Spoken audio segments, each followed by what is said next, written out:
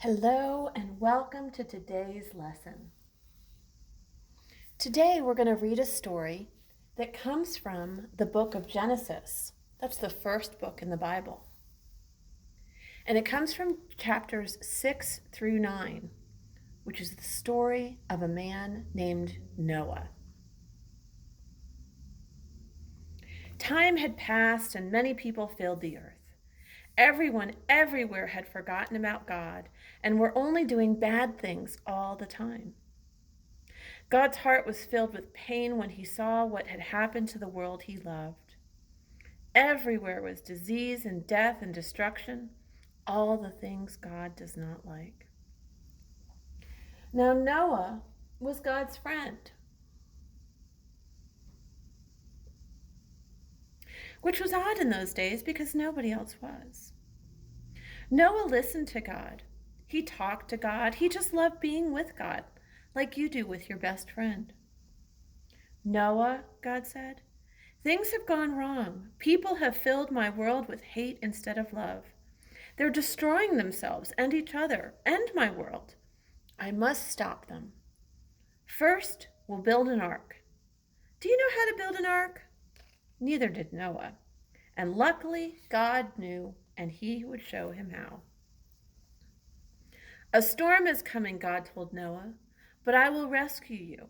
I promise I'll send the animals to you, ones that creep and crawl and slither and slime and gallop and hop and bound and climb.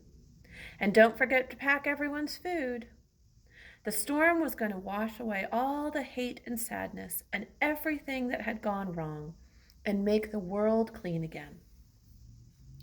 God had thought up a way to keep Noah safe, but Noah would have to trust God and do exactly what God told him.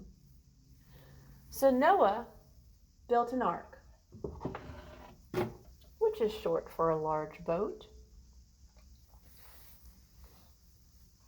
Noah's neighbors came out to watch and point and laugh because they didn't believe Noah about the boat or the storm or needing to be rescued.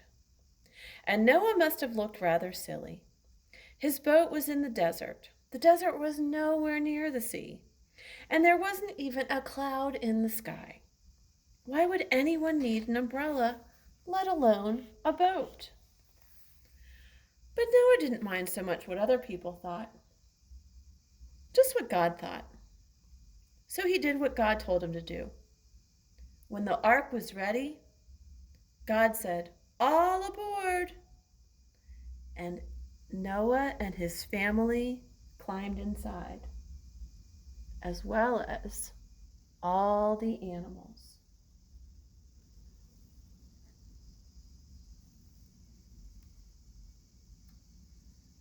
See if you can point out what these different animals are.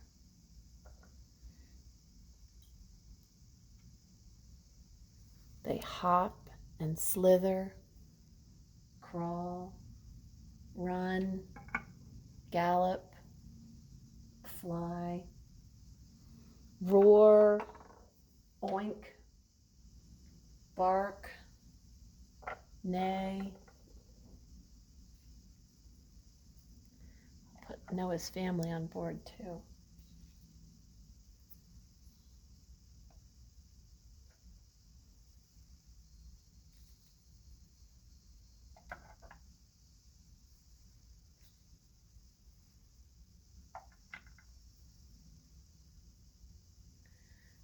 Chickens. There's the pigs. So Noah and his family and two of all the animals climbed inside, and God shut the door. I want to show you this picture from the Bible I'm reading. That's pretty cool too, huh? You can see all those animals inside.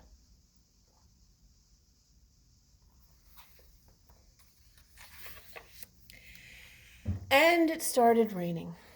It rained for minutes that joined into hours, that joined into days, that joined into weeks and weeks.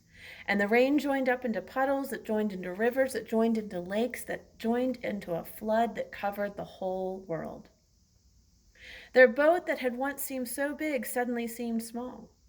But in the middle of the huge storm, in the crashing waves and all the thunder and lightning, through it all, God was with them, and God kept them safe. For 40 days and 40 nights, God kept them safe. Finally, the rain stopped. The sun came out, and Noah threw open all the windows. Hooray! Everyone shouted. Noah sent his dove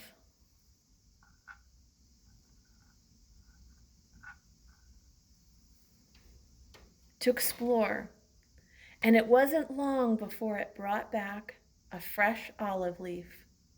Everyone knew exactly what that meant. She had found a tree and land. The water was going down. At last, the boat landed quite suddenly on top of a great mountain. And as soon as it was safe, God said, "Out you come." And so they did, everyone skipping and dancing onto dry land. The first thing Noah did was to thank God for rescuing them, just as he had promised. And the first thing God did was make another promise. I won't ever destroy the world again.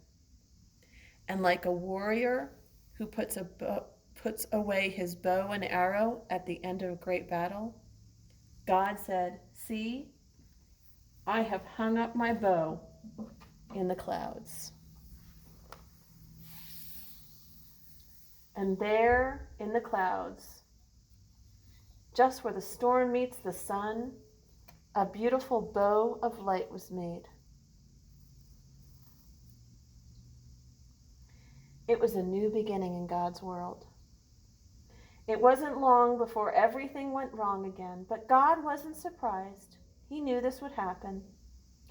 That's why before the beginning of time, he had another plan, a better plan. A plan to one day send his own son, the rescuer. God's strong anger against hate and sadness and death would come down once more. But not on his people or his world. God's war bow was not pointing down at his people. It was pointing up into heaven.